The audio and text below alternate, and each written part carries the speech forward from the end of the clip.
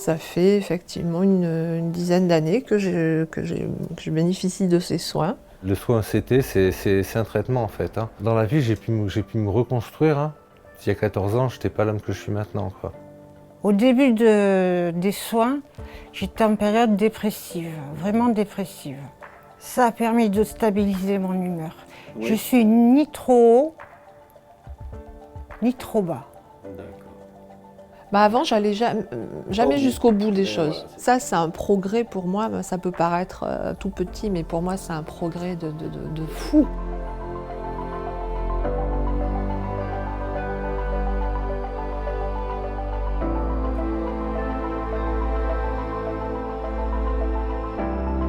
Je suis docteur Clélie Aquiles, donc je suis praticien hospitalier sur le centre hospitalier Charles Perrins à Bordeaux. J'ai la responsabilité de plusieurs unités, dont l'unité d'électroconvulsivothérapie. Donc le traitement par électroconvulsivothérapie consiste à administrer un courant électrique transcrânien de faible intensité, sous anesthésie générale, sous surveillance électroencéphalographique et de manière à créer une crise convulsive généralisée. Donc plutôt de la gourmandise alors. Oui. Eh bien, ça fait plaisir. Je travaillais dans une unité de gérontopsychiatrie à l'époque. On avait des patients qui ont bénéficié de CT. Ça m'a assez surprise parce que je venais d'une région où ça ne se faisait pas tellement. Ça m'a intéressée à ce soin et j'ai trouvé que c'était un traitement qui était très efficace. Il existe plusieurs indications spécifiques dans lesquelles l'électroconvulsivothérapie est efficace. Alors la première indication, c'est l'épisode dépressif caractérisé. Et ça marche que ce soit dans le cadre d'un trouble dépressif récurrent ou dans le cadre d'un trouble bipolaire. On a l'épisode maniaque qui est aussi une indication. Donc tous les troubles de l'humeur finalement sont des indications et vont répondre à l'électroconvulsivothérapie. J'étais trop haut et ça m'a permis d'éviter des hospitalisations, hormis 2 fois en 10 ans, c'est pas beaucoup. Concrètement, oui, ça a permis d'espacer. Et je pourrais même rajouter que ma dernière hospitalisation date de 2019. D'accord. Dans le trouble du spectre de la schizophrénie, on a des indications uniquement dans le syndrome positif, c'est-à-dire idées délirantes, hallucinations, résistant au traitement antipsychotique. Et enfin, dernière indication, le syndrome catatonique. Et donc là aussi, sur le syndrome, l'électroconvulsivothérapie est extrêmement efficace. Si on prend l'épisode dépressif caractérisé, on est dans les 80 à 90% d'efficacité. Et c'est la même chose pour le syndrome catatonique. Pour les patients qui viennent nous voir en curatif, donc on est en lien en permanence avec nos collègues des unités de soins où ces patients sont hospitalisés, en relation avec le psychiatre qui prend en charge ces patients dans les unités de soins. On y va ? Allez, je vous envoie. En ce qui concerne les patients qui ne sont plus hospitalisés, nous mettons en place des liens avec soit les familles, soit les personnels des structures dans lesquelles ils sont hébergés, type maison de retraite ou foyers médicaux. Alors c'est important pour maintenir un lien, pour ne pas qu'il y ait 2 évaluations distinctes, à la fois l'évaluation quand le patient vient à l'ECT, ainsi que l'évaluation sur son lieu de vie. Et c'est en ça que le lien est très important.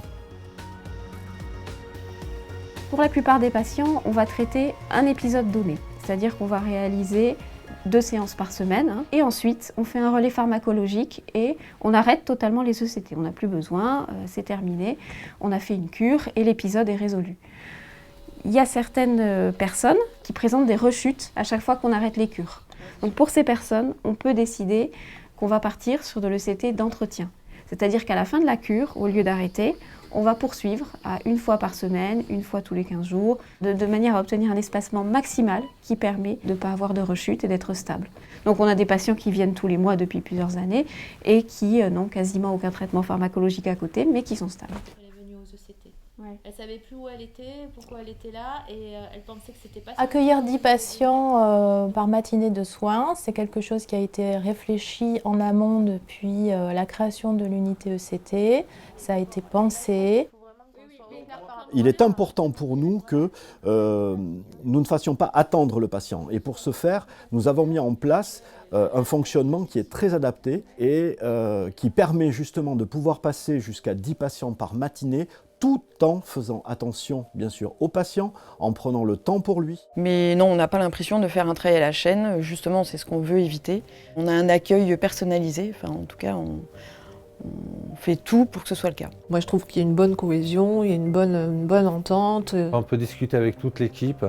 Ils nous connaissent, donc ils savent comment ils peuvent dialoguer avec nous, tout ça. Ils sont compétents, ils sont à l'écoute, ils sont super, vraiment super. Ce soin est très méconnu, ou alors il se trimballe une image assez négative.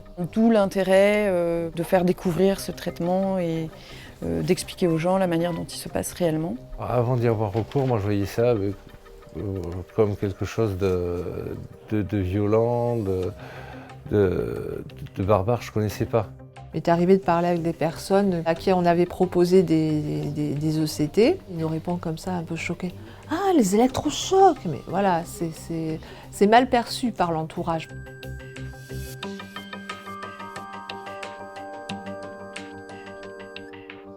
Ils ont toujours en tête, ils le disent souvent, le film vole au-dessus d'un nid de coucou et je pense que ça a marqué les personnes mais pas dans le bon sens.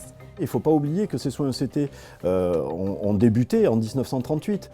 Les ECT ont été réalisés dans des conditions sommaires où il n'y avait pas d'anesthésie, il n'y avait pas de curarisation. Mais à l'heure actuelle, l'ECT est très bien réalisé. Là, c'est encadré, ils sont endormis et ils ne sentent rien et ils ne voient rien et ce soin ne fait pas mal du tout. Ça bouscule. Le lendemain matin, je peux avoir quand même quelques courbatures, petite migraine, on prend un Doliprane et puis le reste de la journée, ça se passe bien. D'accord, donc il n'y a rien d'insurmontable. Non. Il y a une notion de confort, hein, je pense d'abord à mettre en avant, c'est-à-dire qu'il faut avant tout que ce soin soit acceptable et confortable et indolore pour les patients. Tout va bien.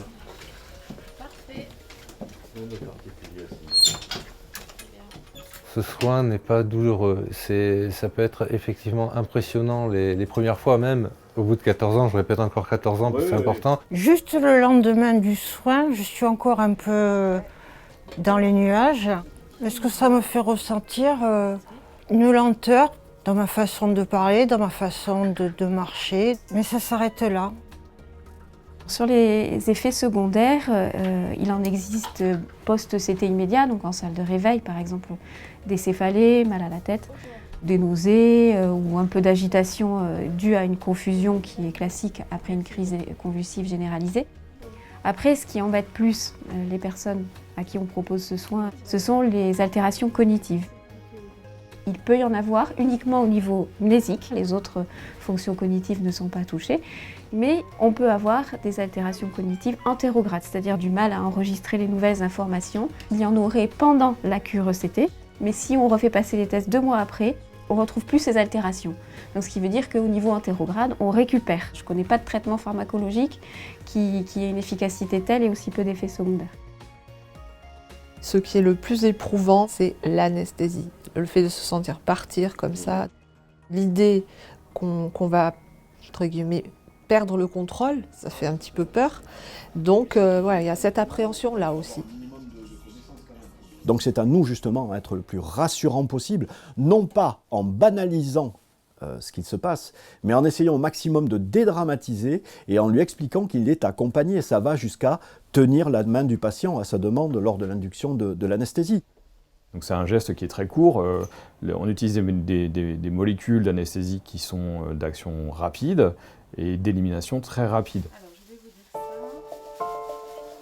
Il y a des contre-indications qui concernent l'anesthésie, avec notamment l'allergie au curare. Et ensuite, il y a les contre-indications à l'ECT en soi.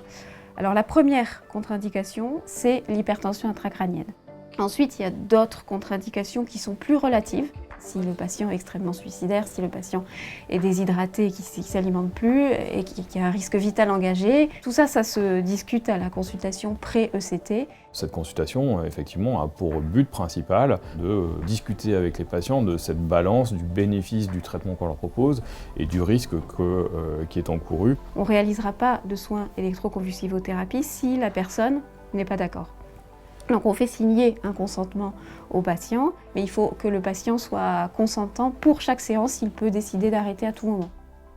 C'est compliqué de venir à l'ECT, c'est compliqué d'arriver à démocratiser ce soin. Le passage du courant électrique, effectivement, il y a des décennies de ça, c'était considéré comme de la torture. Pour changer les perceptions sur l'ECT et cette image négative, il faudrait qu'on puisse informer les gens sur la manière dont ça se passe réellement. Ça va aussi passer par l'encadrement et l'accueil des étudiants. On accueille des étudiants infirmiers, aides-soignants, mais aussi des externes en pharmacie, des externes en médecine générale. Pendant le stage, on leur démontre qu'il y a plusieurs thérapeutiques, il n'y a pas qu'un seul courant de pensée, qu'on essaye de trouver toutes les solutions possibles pour que le patient aille mieux et apprenne à vivre correctement avec sa pathologie. Voilà. Certains sont assez anxieux, certains sont très intéressés justement et au final, a posteriori, ils nous font un très bon retour de leur passage aux ECT et sont très contents d'avoir vu cette thérapeutique qui est assez spécifique et qui n'est pas courante dans tous les établissements. Voilà. Par rapport à mon entourage le plus proche, c'est-à-dire ma marraine et mon oncle, eux-mêmes me disent tu as évolué, tu parles, tu es posé, tu participes aux conversations, etc. Donc il y a une amélioration, ça c'est évident. Ça c'est en termes d'humeur en fait. Voilà, c'est ça. Je consomme plus de stupéfiants, je me défonce plus comme je faisais à une époque. Ça a réduit mon entourage que j'avais avant. J'ai réussi à garder le noyau dur et ma famille avec qui on s'est réconcilié. Voilà les gens qui me font du bien. J'ai quand même réussi à me marier aussi, quoi.